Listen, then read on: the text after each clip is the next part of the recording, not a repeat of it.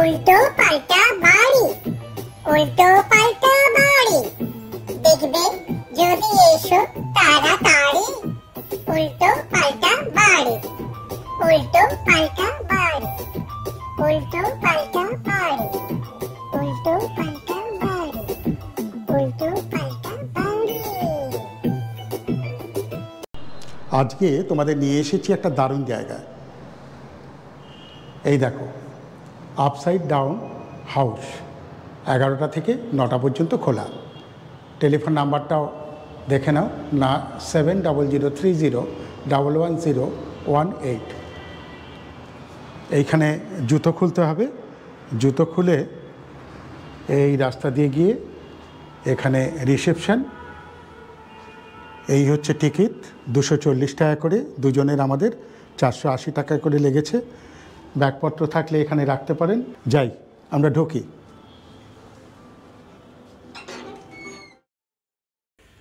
ব্যাস, সর্বনাশ যা হওয়ার হয়ে গেল।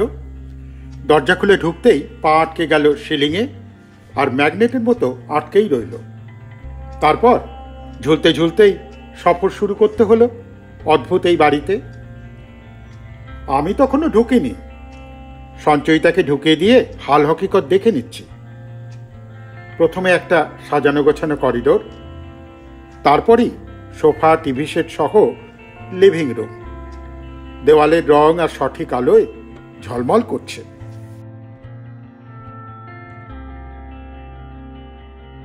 যা হয় হবে ভেবে আমিও ঢুকে পড়লাম।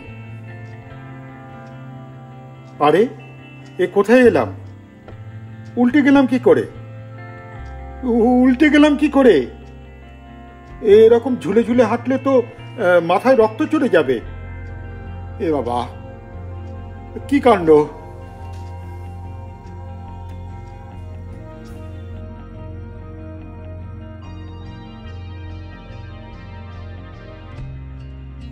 এবার বেডরুম, সুন্দর করে সাজানো। হৃদকম্প শুরু হলো যখন দেখলাম একজন নির্লিপ্ত ভঙ্গিতে বাদুরের মতো ঝুলতে ঝুলতে একদিক থেকে আর একদিকে চলে গেল।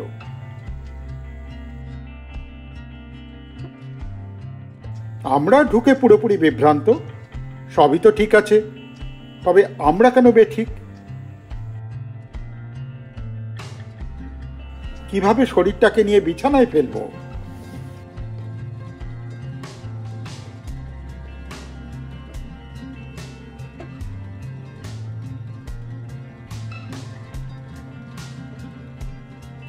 হতাশ হয়ে সিলিংয়েই বসে পড়লাম। সঞ্চয়িতা আতঙ্কিত হয়ে উঠে পড়তে বলল, যদি ওই বসা অবস্থাতেই আবার আটকে যাই।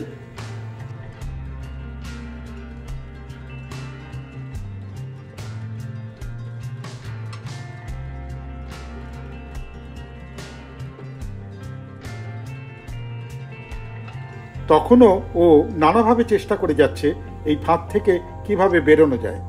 না পেরে শেষমেশ সোজা হলাম, বেরিয়ে গেলাম এই বিচিত্র বেডরুম থেকে।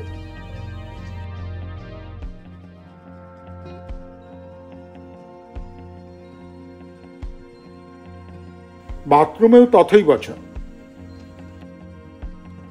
সঞ্চয়িতা কোনো রকমে হাতটা ধুতে পারল।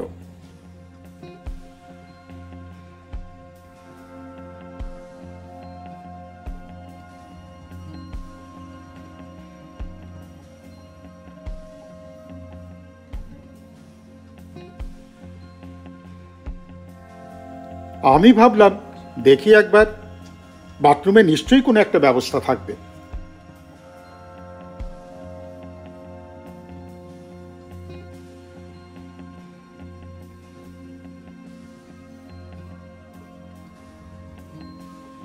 না, সেই বেকুব অবস্থা। আমরা কি ঝুলে ঝুলেই থাকবো নাকি আজ? দেখো কি অবস্থা।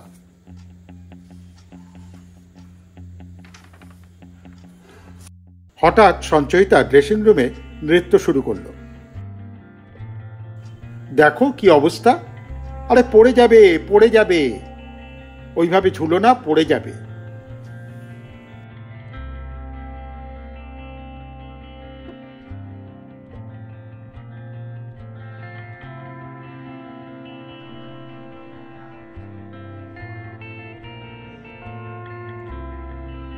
ছিমছাম অফিস রুম।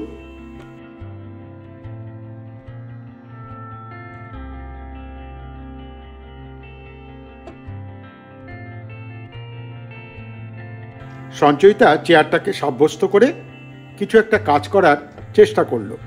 হলো কি, এবার ঢুকছি কিডস রুমে।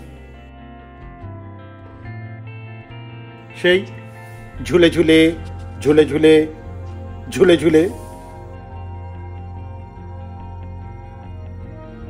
এটা কিডস রুম। বাঁক বিছানা, খেলনার ছড়াছড়ি চতুর্দিকে, কিন্তু ব্যবহারের কোনো উপায় নেই, ছোঁয়াই তো যাচ্ছে না।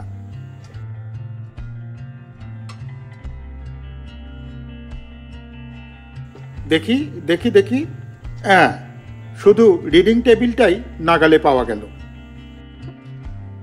সঞ্চয়িতা কৌশল করে সিঁড়ি বেয়ে নামার চেষ্টা করল।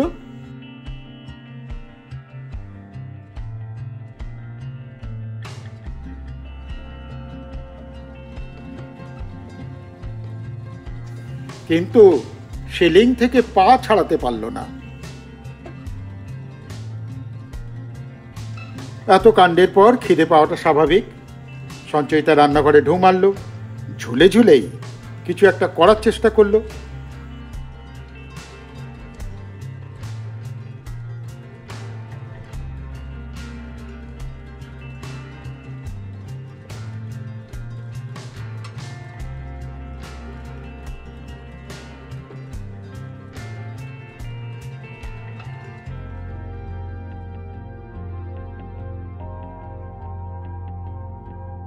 ওভাবে হয় নাকি? এবার আমি গেলাম বেড়ে মস্তান, খানিক ছুটোছুটি করে হাত তুলে দিলাম, সারেন্ডার।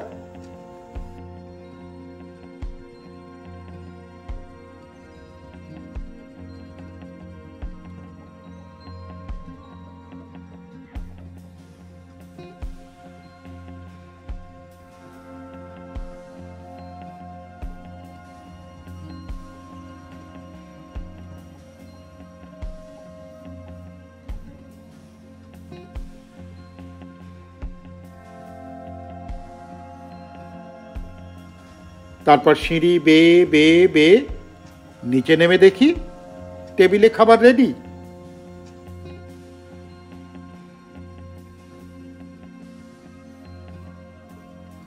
প্রথমে পোঁচ দিয়ে ছবি তুললাম, তারপর খাওয়াটা সেরে নিলাম। এবার কাজের কথা। এই বাড়িরই দোতলায় আছে একটা কাফে।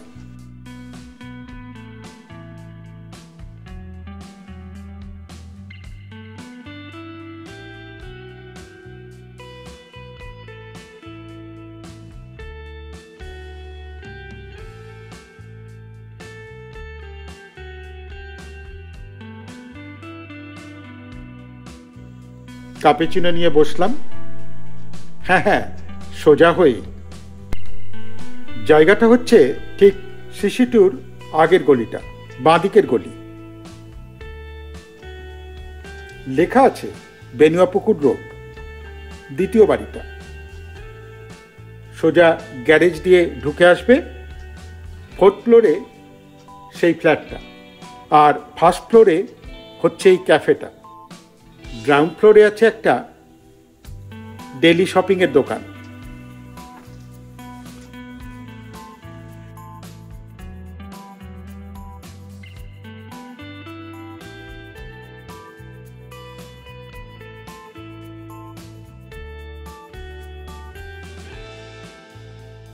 তাহলে কফি খেতে খেতে এপিসোডটা শেষ করে ফেলি, কেমন? তোমরাও কিছু টুকটাক মজার দৃশ্য দেখতে দেখতে লাইক, শেয়ার আর সাবস্ক্রাইবটা করে ফেলো। আর কমেন্ট থাকলে সেটাও। আসি, ধন্যবাদ।